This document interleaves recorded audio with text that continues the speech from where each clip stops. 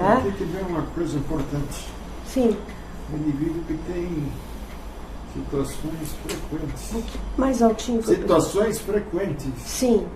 De patologias. Sim. Tu não consegue entender por quê. Uhum. Sim. Vamos dizer que alguém tenha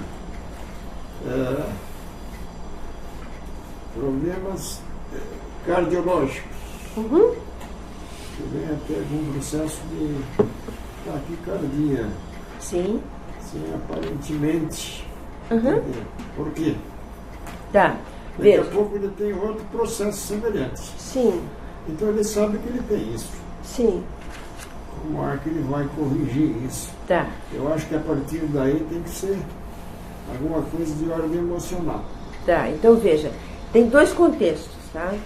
Tem o contexto que a pessoa gerou a patologia por uma disfunção emocional e já tem a patologia instalada, aí ela tem que trabalhar com a patologia instalada da melhor forma possível, tá? Já está, pelo que eu entendi, está colocando alguém que já tenha uma disfunção, né, uma patologia cardíaca e precisa trabalhar com isso, tá? Então ela tem que olhar para isso da forma mais isenta ou mais tranquila que consiga para auxiliar a superar, tá? Nesse momento o aspecto energético auxilia muito, tá? Auxilia muito, porque a energia vai, a pessoa através do processo energético ela consegue às vezes até equilibrar a patologia orgânica, tá? Será que a própria pessoa vai equilibrar a patologia para isso? Vai Veja, buscar alguma coisa nesse sentido? Depende, ela tem que se, digamos assim, ela... tem que seguir a parte que existe de auxílio terapêutico, sem dúvida. É coerente a pessoa buscar a terapia, nós não podemos negar a terapia que existe. Mas, por outro lado, toda pessoa que trabalha mais com energia tem maior sensibilidade. Então, ela precisa ficar mais atenta, tá? E prestar atenção. Veja, nós já tivemos a oportunidade de fazer um processo com o aparelho e a energia foi modificada. Um aparelho, digamos assim, com eletrocardiograma, com eletroencefalograma. A nossa energia muda a ressonância dos aparelhos. Tá? Isso aí dá uma patologia, se o indivíduo tem patologia. Não, sim, mas eu estou colocando... Se a camarada não tem patologia, mas assim mesmo sente as coisas. Ah, tá, tu quer dizer a hipocondria. Tá, entendi. Vai ter que buscar. Tá, agora eu te compreendi. Tá. Eu acho que tudo é... Tá. Agora que eu compreendi, tu queria se perguntar. Estou perguntando ao contrário. A pessoa não tem nenhuma patologia, só tem hipocondria, que a gente chama, né? Tem o medo, né? Mais ainda. Mais ainda porque certamente aí existe um desequilíbrio emocional. Gerando eu acho isso que a pessoa sente quando ela tem hipocondria. Não. Ou são os outros que sentem. Aquela cara que está sempre doente. Eu penso que não tem como generalizar isso. Cada caso é um caso. Cada pessoa é diferente da outra, tá? Mas, em todos os casos, estimularmos a autoconsciência biológica ou somática me parece prioritário, para quem tenha ou não tenha isso. Devemos ter autoconsciência em tese de tudo, e a biológica é fundamental, tá? Esse estímulo da autopesquisa, eu acho que é necessário. Eutimia. É mais a eutimia e a empatia, são duas coisas que precisa. É o equilíbrio e o bem-querer, as duas coisas juntas, tá? Você ter mais equilíbrio com você, buscando ter pensenes mais retos, que a gente chama de linear, né? Pensamentos, sentimentos mais lineares, e desenvolver um autoacolhimento, falamos de acolhimento, um autoacolhimento, um autoafeto, que é, de certa forma, que a gente tenta manifestar o outro, mas não consegue se não estiver consigo mesmo. Esse é fundamental para a autopesquisa. Na pensenologia, vocês têm aí 18 pensenes, né? Está claro para todos o que é pensene? Jean. Pensene é um pensamento, é um sentimento e é uma energia junto. Tá? A gente chama pensene, juntando essas três coisas. Então eu coloquei aqui 18 tipos ou padrões de pensenes que a consciência trafalista manifesta, dos quais acho importantíssimo destacar o 04. tá? Porque há uma repetição contínua diária, quando não minutária, do trafal. Secundária do trafal. Então, o bato pensene, o que é isso? É a medida da repetição desnecessária. Tá? Por isso que, antes falamos do ouvir o discurso, vai aparecer o que a consciência mais repete com frequência. E que todos os outros ouvem, isso é o paradoxo. E a consciência não ouve. Que ela diz. Os outros ouvem, tem claro, e a própria pessoa que está falando não se dá conta que repete aquele pensene. Então, o bato pensene é bem importante para entender. O 08, também destaquei aqui. Quem quer ler para nós esse 08 aí? O criptopensene. Unidade de medida do devaneio, alienação intrafísica. Por que a consciência trafalista entra em alienação? Intrafísica, nem estamos falando essa. Por quê? Acontece. Fuga. É uma fuga, é um escondimento e é um desvio do que está sendo falado. Às vezes é usado como estratégia para mudança de assunto ou de tema. Então a própria pessoa tanto faz isso que ela acaba adquirindo o hábito de se alienar ou até ensurdecer. A pessoa que tem dificuldade para ouvir e não tem nenhum problema orgânico, é só consciencial, pode ter essa característica. Então é como se ficasse ensurdeceu de repente. Aí a pessoa não, todos ouviram, mas a consciência que tem o trafal não ouve. O subpensene. Aqui tem um neologismo que eu não sei se está claro para você, Cláudio, que é o subcérebro abdominal. O que é isso? Sim? Acho que está ligado às emoções. Isso, está ligado fundamentalmente às emoções. Como tem uma rede, né? Um bocado de neurônios aqui no nosso abdômen, chamamos de abdominal. É bem importante, também é conhecido por segundo cérebro. Então vejam, outro dado para a consciência descobrir trafais. Observe o seu microcampo do umbigo. Como anda o seu umbilical chakra? É essencial descobrir isso. Ele tem que estar bastante ativado, trabalhando e de preferência em equilíbrio e não com o núcleo fechado. Tá? Então, se a pessoa for avaliar fazendo um processo de circulação energética, ela pode ter dificuldades por energias estagnadas no umbilical chakra. Como eliminar essas energias estagnadas? Como fazendo movimentos de respiração. Assim como você respira e absorve oxigênio e elimina o gás carbônico, o chakra, por ter aquele campo energético, neste caso, o que é que acontece? Vamos imaginar que aqui seja a nossa coluna, e aqui estaria mais ou menos na altura do umbigo, né? Este chakra ele faz isso aqui, ó. Ele vai até aqui, tá? E ele tem um núcleo, tá? E tem os seus gomos, tá? O que acontece? Este núcleo é móvel. Quando você exterioriza energias, pelo movimento de exteriorização, ele vem para cá. E fica aqui. Quando você absorve, ele vai para lá. Então ele pode fazer esses dois movimentos. Isso é a respiração do chakra. Você se concentrar nele, querer exteriorizar energia e querer absorver o melhor possível para o seu equilíbrio. E vai fazendo esse movimento. Você vai sentir que no primeiro movimento pode fazer ruído. Eu já vi casos que ploc, a consciência estava trabalhando e fez um ploc ali. Como quando o núcleo abriu, porque ele estava, ele naturalmente ele devia estar girando. Esse é o movimento correto, quando está homeostático. Mas a caso que a gente observa a pessoa, não tem movimento nenhum naquele campo, está parado. É porque está fechado. Então, respirar pelos chakras, né, tem similitude entre a respiração pulmonar por só esses dois movimentos, mas é isso, é fazer sair energia, entrar energia por aquele campo. Tá?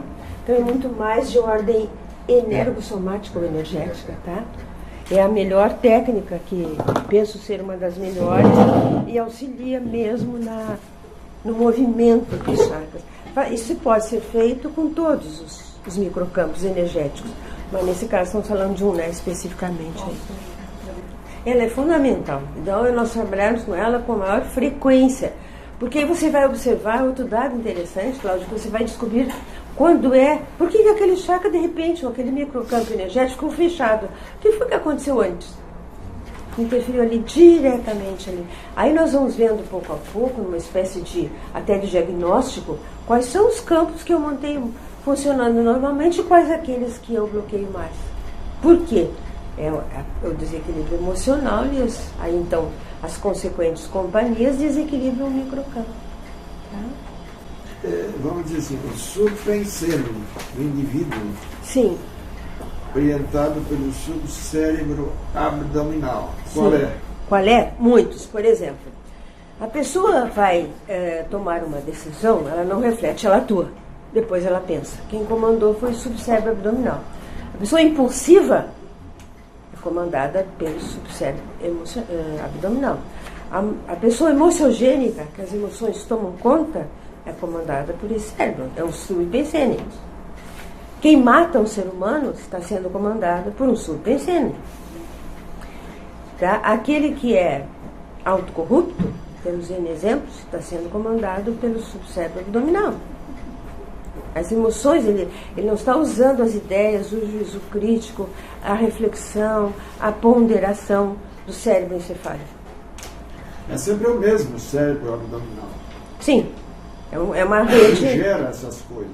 É uma rede de neurônios que é ativada ali e vai acabar chegando e interferindo lá no cérebro encefálico, tá? Eles se comunicam. Então, o que acontece nesse segundo cérebro se reflete no cérebro encefálico depois. Tá? Então, todos aqueles nós estamos considerando basicamente, porque não existe antes disso um raciocínio.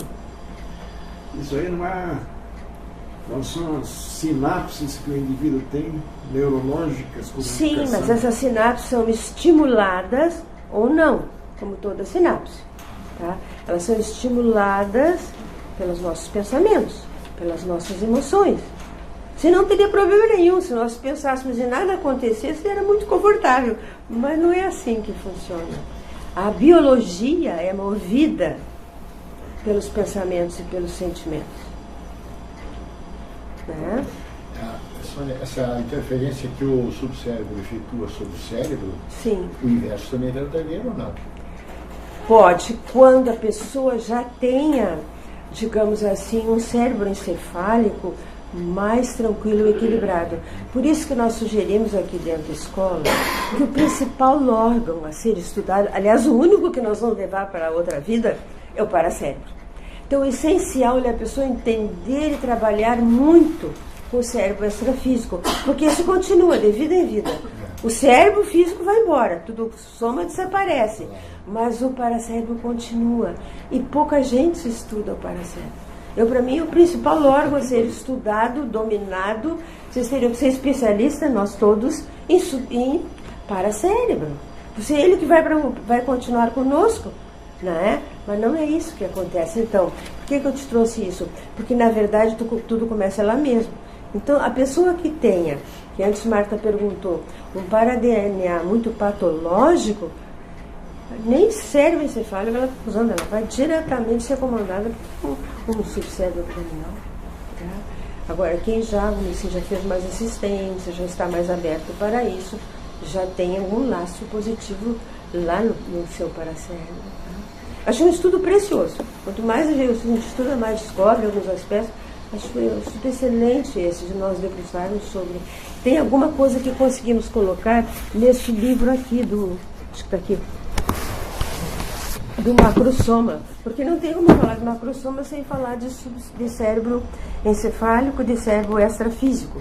Então aqui fazemos bastante o aspecto do cérebro extrafísico para ver se podíamos compreender um pouco mais como é que acontece isso. O macro é o grande, é o todo. Macro não é só grande, não, é por ser diferente, mais potente, mais potencializado. Existe macro e micro.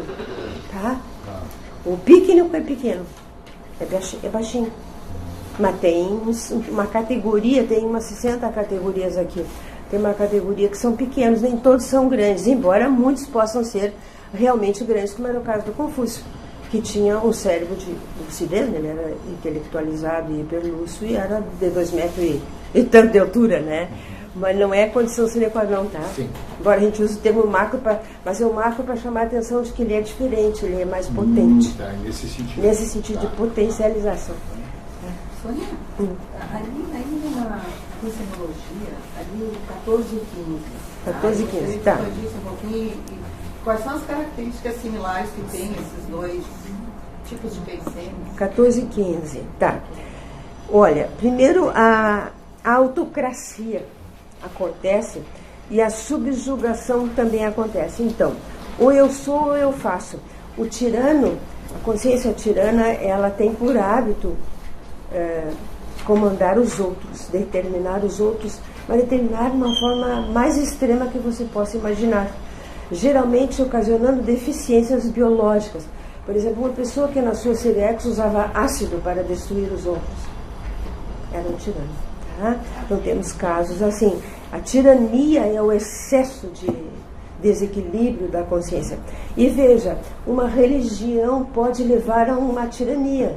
Se não existir uma reflexão, uma ponderação, pode chegar num terrorismo ou numa medida extrema e acaba tornando-se um tirano da mesma forma. Então eles têm uma relação grande pelo esse extremismo de PCN, tá? E outra ideia, aquela ideia exacerbada do este é do meu grupo, são os meus escolhidos, estes são os meus inimigos, então. Só existem os dois lados, ou é escolhido ou é inimigo. Vamos agora um pouco para os trafais. Né? Trafares. Na página 3 ainda é trafares. Que trafares aí vocês marcaram ou destacam? Eu marquei alguns que acho que são comuns em quem tem trafal. O 2, por exemplo, toda pessoa que tem trafal manifesta o 2. Página 3, número 2. Página 3, número 2. E tem 2 bem embaixo. Bem embaixo da folha. Ansiedade. Então, eu afirmei que toda pessoa que possui traços faltantes manifesta o item 2. Assodamento, pressa em concluir a atividade. A pessoa diz assim, eu tenho que terminar, eu tenho que terminar, eu tenho que acabar, eu tenho que acabar. Como se ela colocasse uma obrigação em cima, derivada do trafal. Então, na verdade, temos que ser responsáveis. É preciso tomar cronêmica, não é para a vida inteira.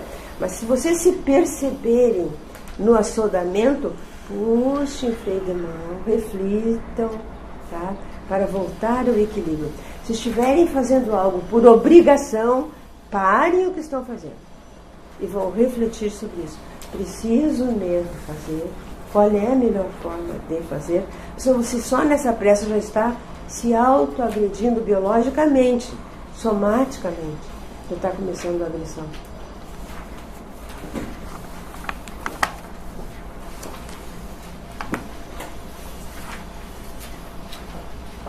Outro aspecto assim, que eu acho comum de encontrar é o 12.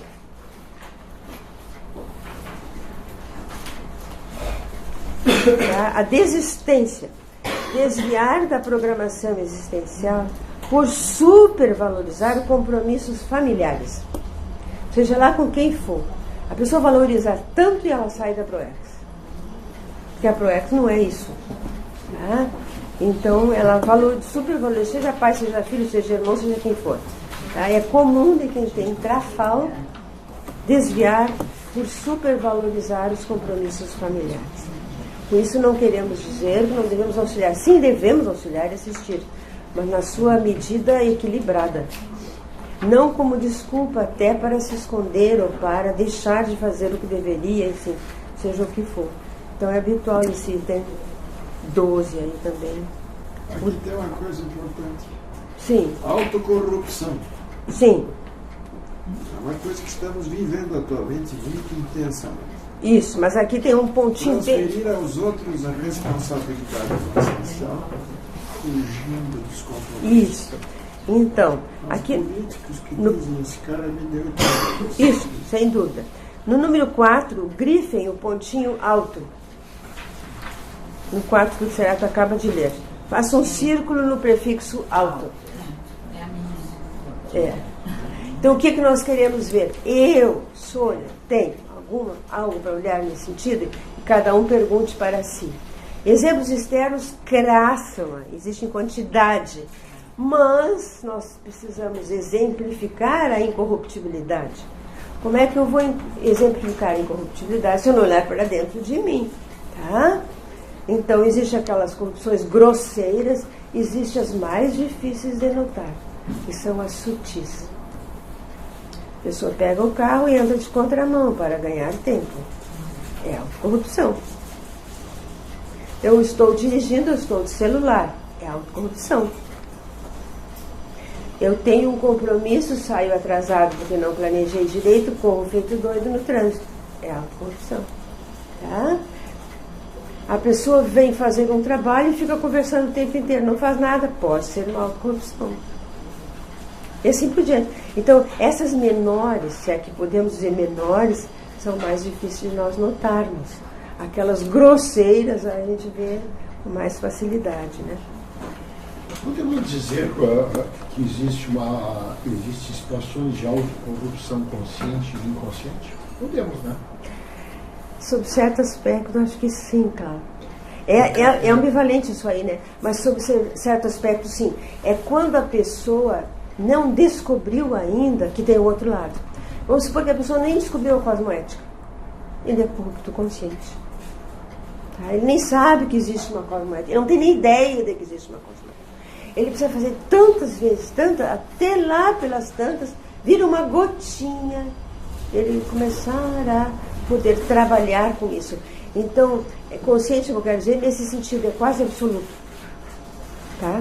Então, está ocupado o espaço, vamos dizer assim, cerebral e paracerebral com isso. Tá? Tem um outro dado, é que ele gosta do resultado. Ele se nutre com o resultado da autocorrupção. Faz bem. Então, vamos imaginar que se aproxime de nós uma consciência muito patológica e que nós tenhamos a mesma afinidade. A consciência vai ficar muito bem ali. Se for ao contrário, ela sai correndo, ela não gosta. Então, se você tem uma energia muito saudável, pode acontecer de alguém se aproximar de você e gostar da sua energia e sair correndo. Porque a patologia não permitiu que se aproximasse de uma energia mais saudável. Ele não quer, ele quer a patologia. Então, o conluio existe por isso. Porque todos têm a mesma frequência e gostam desta frequência de energia, de congratular-se com a quantidade de pessoas que foram enganadas. Entende? A pensanidade toda é patológica. Nesse sentido, eu acho que é quase absoluto, então passa a ser quase que... Eu não sei até onde eu posso estar desfocado da situação, mas eu fiz a seguinte análise, tomando por parâmetro onde nós moramos. Uhum.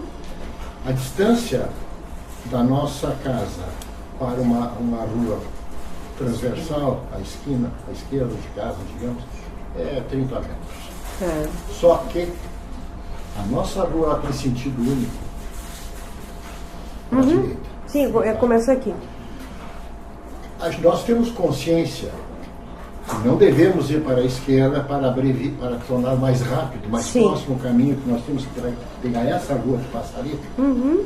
Então, não se faz isso. Temos consciência, é uma coisa errada, não vamos fazer. Ok. A partir do momento que nós resolvemos fazer o seguinte, não, estou com pressa hoje, hoje é sábado, hoje não tem movimento, não corro risco de um acidente, então eu vou. Ok. Eu estou incorrendo numa autocorrupção. Certo? Sim. Por quê? Porque eu estou procedendo de forma errada. Agora vem a outra parte. Sim. Digamos assim, num caso de extrema urgência. Sim. Eu nem estou pensando em outra coisa, eu preciso estar auxiliando, digamos, uma situação patológica de um parente ou uma pessoa próxima ali, eu tenho que sair, abreviar o máximo possível o tempo para chegar no hospital. Sim. E eu saio e vou para a esquerda. Então aí é que eu entro em um certo conflito. Até onde existe a autocorrupção e qual a intensidade de autocorrupção no primeiro caso, e a autointensidade, se é que existe autocorrupção nesse segundo. Tá. Então veja, é um parâmetro que exige lucidez multidimensional. Senão você não terá como avaliar. Por quê? a incorruptibilidade ou a cosmoética, uma das bases da cosmoética é a lei da economia de males, dos males o menor. Isso é base da cosmoética. Mas, para usá-la, a pessoa tem que ter lucidez total naquela hora, em cima do lance. Se ela não tiver, ela for movida só sobre um filho meu, ela já foi corrupta. Como é que foi? Pois se ela foi movida só pela parte emocional. E um filho meu vai sair de contramão porque meu filho eu quero auxiliar, não quero que morra. Sim. Tá? Então, a cosmoética exige autolucidez. Então, embora a gente tenha bases e efeitos da cosmoética muito bem definidos, saber se a economia de males, que poderia ser uma economia de males, que você está me trazendo, males, claro. tá? E é uma base da cosmoética. Sem lucidez, fica o ponto de interrogação, para ver o que de fato comandou. Qual foi a intenção limpa, verdadeira e multidimensional daquele processo. Esse é o desafio da cosmoética. A cosmoética, sem ter lucidez, ela fica frágil. Por mais preciosa que seja, e também não existe nada mais precioso do que a própria cosmoética, entender e tentar praticá-la no máximo que a gente consiga entender, mas sem lucidez, ela fica frágil. Porque esse vai ser o parâmetro na hora que vai responder para você. Ninguém poderá dizer para você, foi ou não foi, você que terá que dizer. Agora, como o nosso julgador da nossa consciência, se penso eu, não sei se é. Pois é. Eu posso, em determinado momento, ou melhor, fazendo uma análise, dizer assim, não, eu agi dentro da minha ótica, naquele momento, pelas circunstâncias de correto. Para você dizer isso, Cláudio, você teria que ter a lucidez da memória. A sua memória integral tem que estar clara para você. Quem sou eu? Quem é essa consciência? Não o Cláudio. O que o Cláudio já fez? Quais são os meus débitos? Quais são as minhas qualidades? Que relação eu tenho com essa pessoa que eu quero salvar agora? Ou eu deixo que morra? Tudo isso eu tenho que ver. Sem memória integral, sem holo-memória e sem lucidez dessa holo-memória, ficará sempre um juízo frágil, que pode ser ou não cosmoético. Não dá para avaliar-nos somente do ponto de vista intrafísico. Vamos imaginar que o Cláudio se conheça muito bem, desde o nascimento até hoje. Ok? Seria a memória atual. Mas eu preciso conhecer minha memória pregressa. Senão eu não tenho ideia quem é a consciência. Os mais esforços que faço aqui dentro da escola, quando a pessoa chega, eu tentar entrar o máximo que eu posso para ver quem é o William. O que ele me traz no passado, para eu poder ser mais fraterna com ele, inclusive. Tá? Então, nossos juízos se tornam frágeis quando não há lucidez holo-mnemônica. Essa é a grande dificuldade da cosmoética. Ela se fragiliza junto, porque boa intenção nesse caso é pouco. Não, eu no caso aqui veria o seguinte, oportunizar a continuidade da existência desse ser que está do meu lado. E se para aquela consciência fosse melhor de somar naquele momento? Bom, aí foge da minha... Eu não teria capacidade seria de ter muito essa percepção.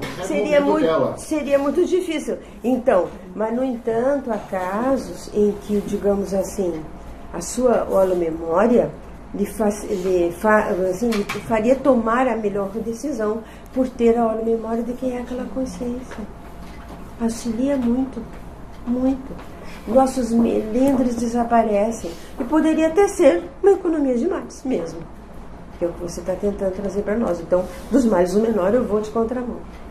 Mas é uma filigrana da cosmoética que você nos traz. Vamos deixar a posterior, então. Minha sugestão é, vamos investir na parte de lucidez, tá? Para poder entender melhor. Senão a lei fragiliza, né? Fica quase ética, né? Só. Pelo que entendi, não considerando o Cláudio em si, mas a situação, pode Sim. estar na holo-memória a autocorrupção. É. E ali ele está repetindo. Né, exatamente o mesmo processo. É isso, exatamente algo isso. que deveria combater. Exatamente isso. Mas claro. Então nós somos coniventes, sem nos darmos conta. Nós não conseguimos, por exemplo, ter o mesmo afeto pela humanidade toda, como eu tenho pelos meus filhos. Deveríamos ter por todos igualzinho, no mesmo nível. Nosso afeto. Não chegamos a esse afeto puro. Cosmoética seria afeto puro.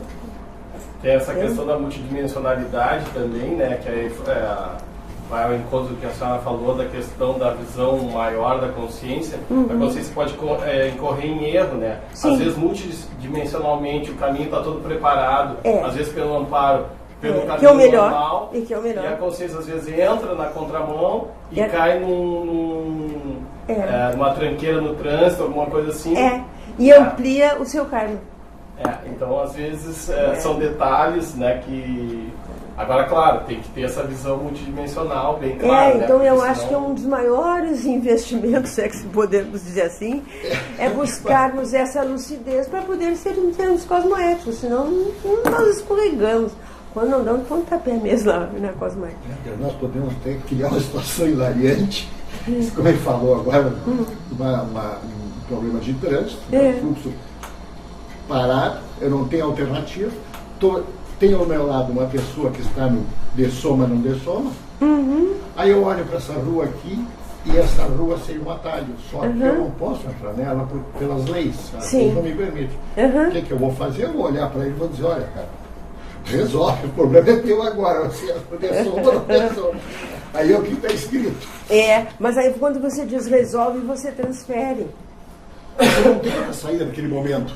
Pois então como não tenho, vá pela cosmoética. Se não tem, vá pelo aquilo que vá pelo caminho certo. Não pega o atalho. Quando não se tem informação e o trânsito é para lá, vá por lá. Então, eu me aconteceu... E admito que o problema é dele. Que então o senhor vai fazer o melhor, eu vou pelo caminho correto, já que eu não tenho informações complementares. Eu uma vez já passei por uma situação crítica que eu tinha que ir rápido para um atendimento no Instituto Cardiológico e a pessoa que estava comigo, até a pessoa da família, estava perdida, não sabia o caminho. E aí veio na nossa frente, apareceu um carro com a placa número 11, eu digo, segue o 11. 5 minutos estávamos lá, eu só fui atrás do carro. Mas aquela informação me veio na hora, eu disse que ela fez, em 5 minutos chegamos. Evitamos todo o trânsito, ela foi para... Como se ela conhecesse tudo, não conhecia nada. E o carro bonitinho, chegou na frente do Instituto de Cardiologia, parou, nós descemos e ele foi embora. Isso é o que ele quer dizer, do aspecto multidimensional, que às vezes não sabe o que acontece. Entende?